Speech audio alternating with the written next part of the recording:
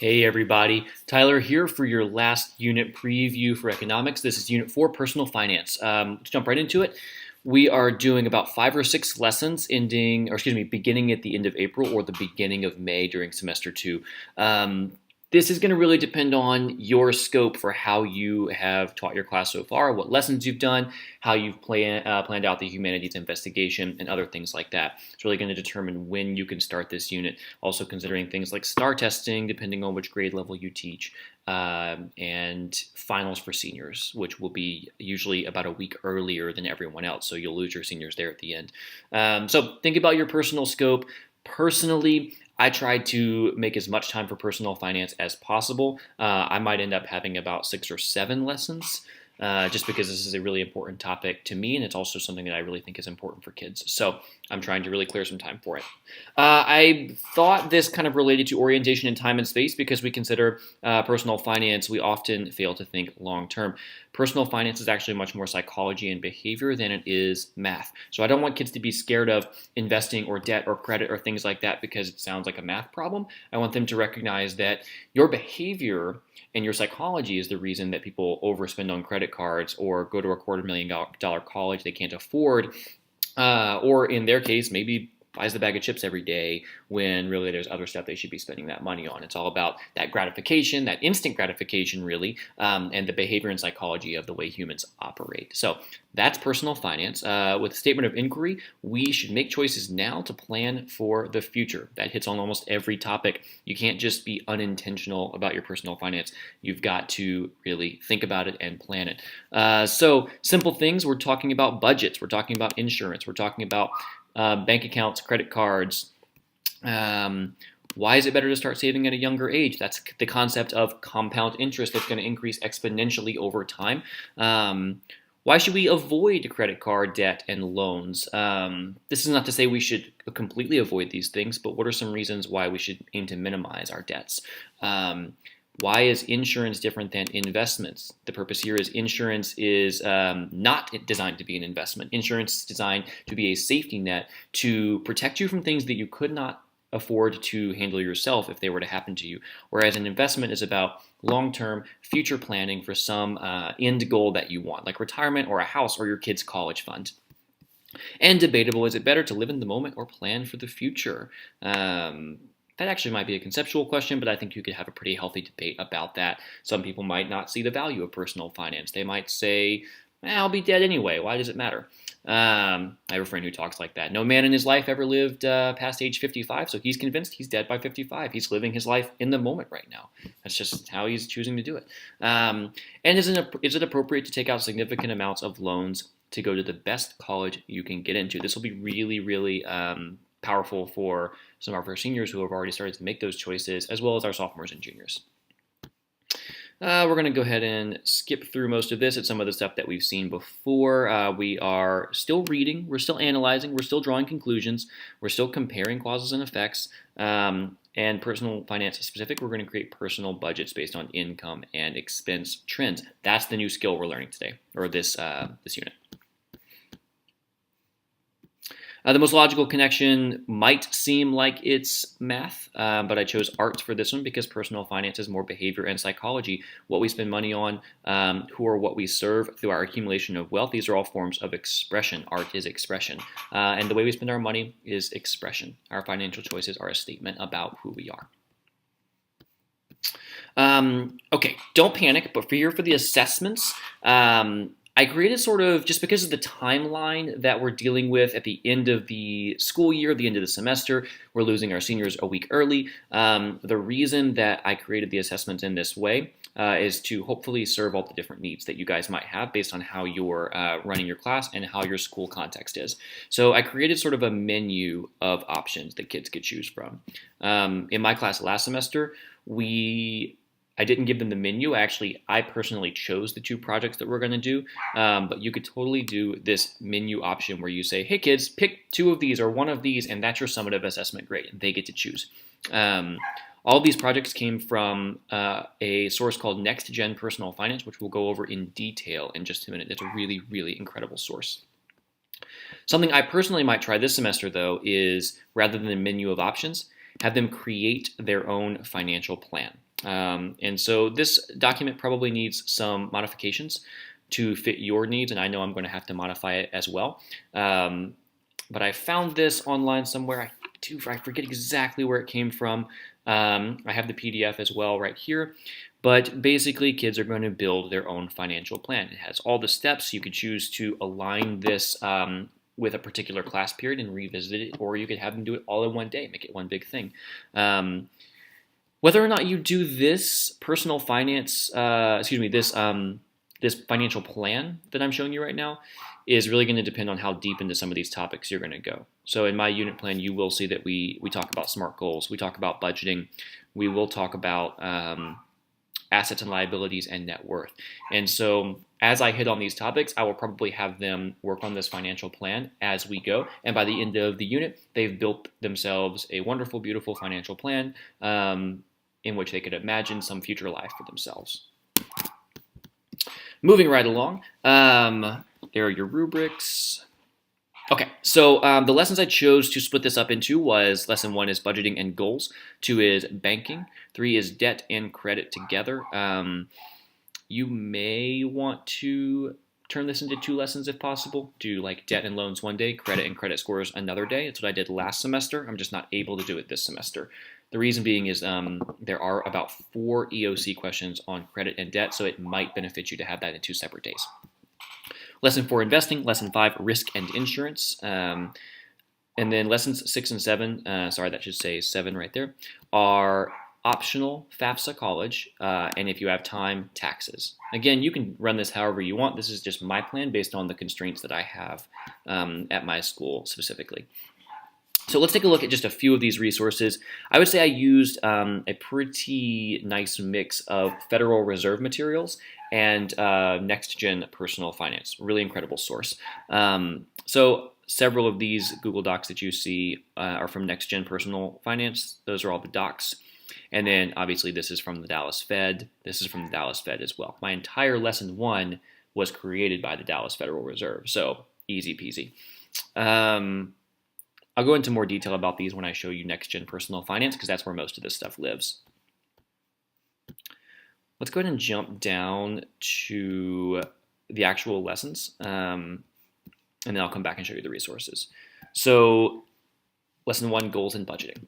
This is AML number 5, so if you wanted to take a look at that, you would be able to see all the specifics. But one thing that's really important if you want to do this lesson the way that I've designed it is there is a portion where they're going to take a budget tracking sheet and they need to receive that from you 2 weeks before this lesson begins.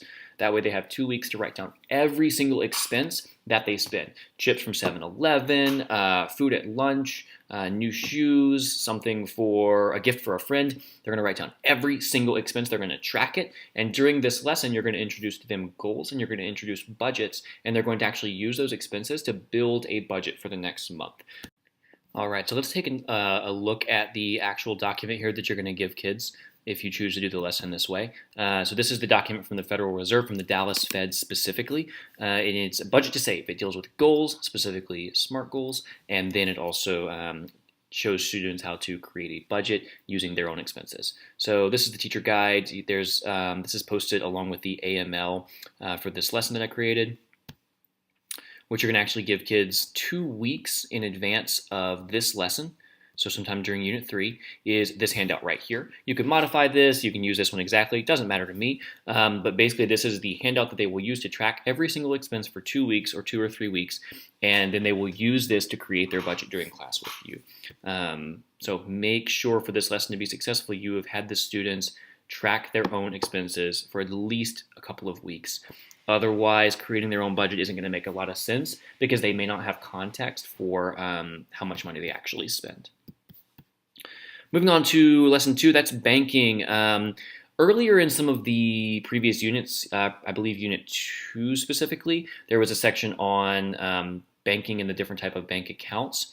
I chose to take the more I chose to make that unit 2 lesson more about the banking system and save specific types of accounts for this personal finance unit. So in this lesson on banking, they're talking about checking and savings accounts, CDs, things like that. But I think the big ones to hit on are checking and savings, because that's what they're going to engage with the most.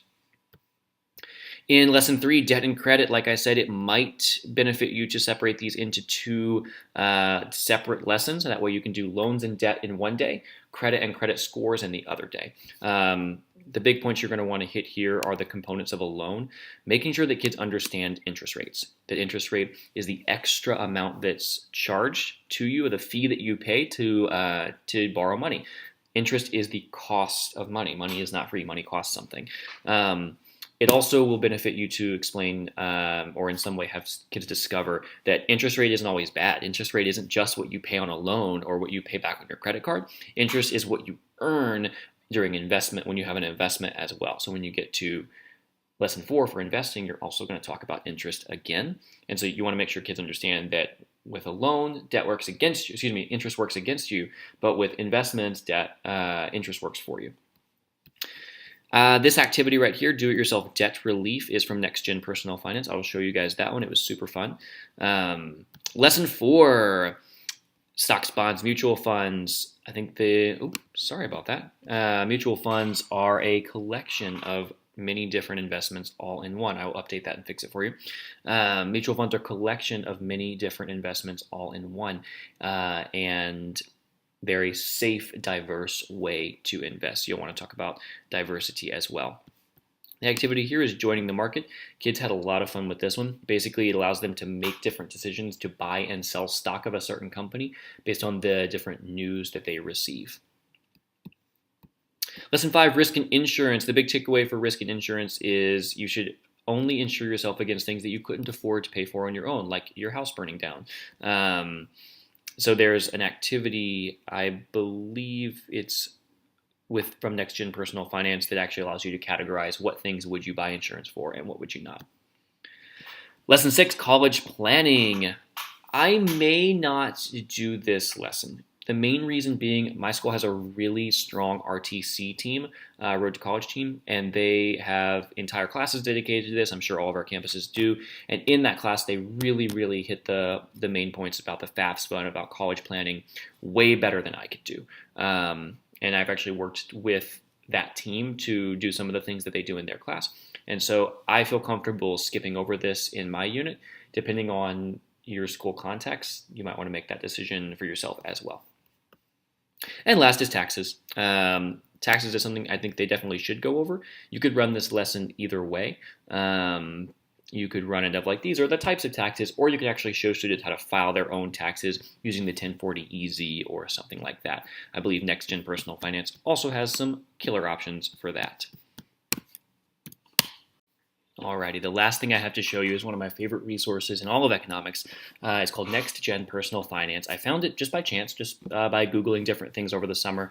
And when I signed up for an account, one of their people called me almost immediately, and they introduced themselves. They say, hey, like, how can we help you? They're all completely free, and their mission is just to provide really cool personal financial literacy stuff for kids and for teachers. Their stuff is so solid and so amazing, and I'm actually hoping to go to their conference in Palo Alto this summer if I get accepted to do that. So really, really cool organization. So let's just hit the various things that you can use.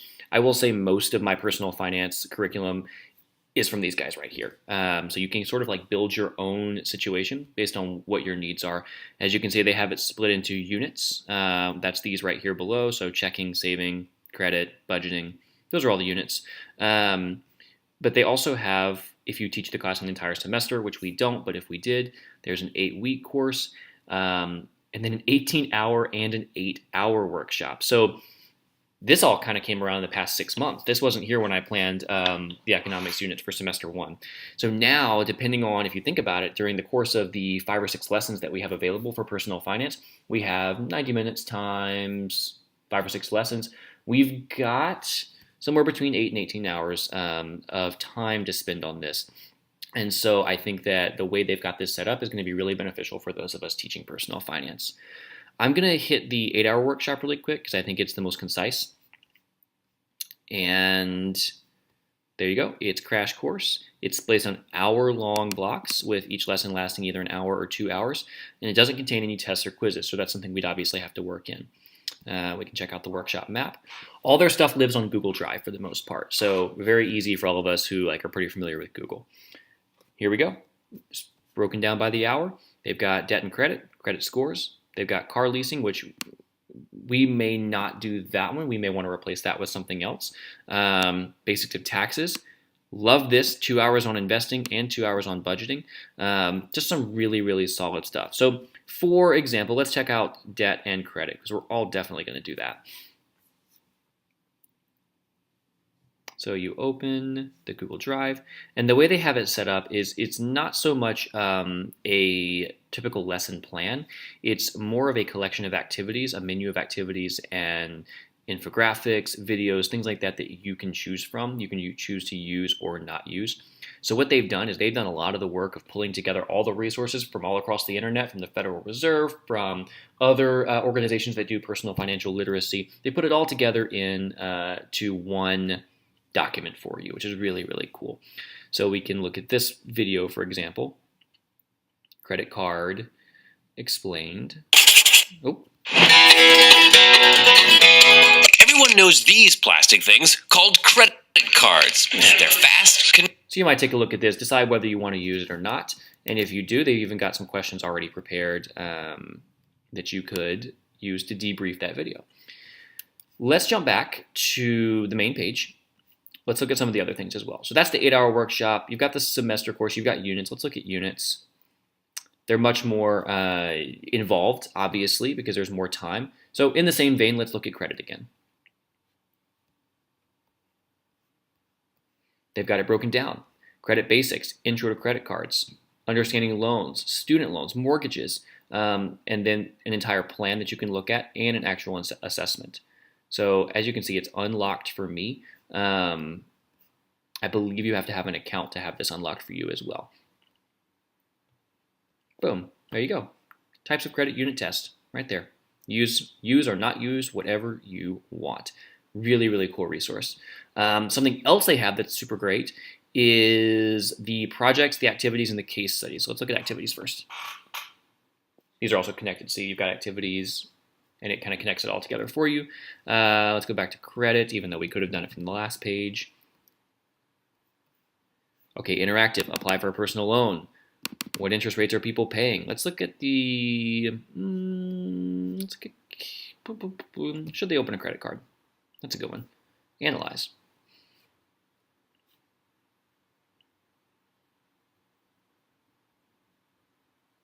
Okay. So activity, should they open the credit card? And I am guessing it's going to be some scenarios. Yep, there we go. Atlanta is in her first year of college, living away from home. Her parents pay room and board, and she's got loans, grants, and scholarships for tuition. She has her own checking and savings, and a 10-hour per week work-study job. She doesn't have credit cards right now. So then they would answer each question. Should they open the credit card? What evidence from their profile? Give us more evidence. And if they open it, what should that person use caution about? This is some really, really solid stuff. And all of Next Gen Personal Finance's curriculum is this solid. I mean, it's all just truly remarkable stuff, I think. So that was an example of activity. The projects are a little bit bigger. I've chosen 2 of the projects in the unit plan that I already went over with you guys. There's the do-it-yourself debt relief, which I believe is under credit. And then there's joining the market. I'm going to show you guys joining the market because it's pretty cool. All right, here we go. Join the market. View in Google Drive. Basically, the kids, there's slides that you show. There's like a PowerPoint slide that's presentation that's prepared. You show it, and then the kids have to make decisions whether they would buy or sell stock of Ravioli Den, which apparently is a real company. It's based out of Canada. And so the kids get all the basic information about it, and then they have to decide at the current share price that is given in the PowerPoint presentation, how many shares will they buy, how much stock will they have, how much cash will they have left over. And then in round 2, they're going to get some news about Ravioli Den. I think Ravioli Den opens a new branch, or not a new branch, a new restaurant location. And so would that influence kids to buy or sell? What happens to the stock price? All of those different things. Really, really cool. And by the end of it, they see whose stock was valued the most based on the decisions that they made throughout the game. And then there's, of course, a reflection component about what made them motivated to make certain decisions. To get the actual presentation and answer keys, I believe, to see the answer key, you need the slides for this project. To get the answer keys and to get these slides, I believe you have to make an account and email one of the people whose name kind of pops up when you make that account. Hey, I'm a teacher in Dallas teaching economics, and I would love access to all the answer keys. They send you a Google Drive link. Boom, everything. Easy peasy. So super, super, super good resource. Y'all, I'm so excited for you guys to use this. My kids last semester loved personal finance. Number one, because it's so personal and it's so fundamental to them and it's so valuable for their lives, but also because we use so much next gen personal finance stuff, and I think the kids really, really loved it. So I'm going to close this out now. Really appreciate you guys sticking with me. Hopefully this is helpful for you. Please reach out to me with anything that you need at any time. And I look forward to closing out the year with you guys. Y'all take care.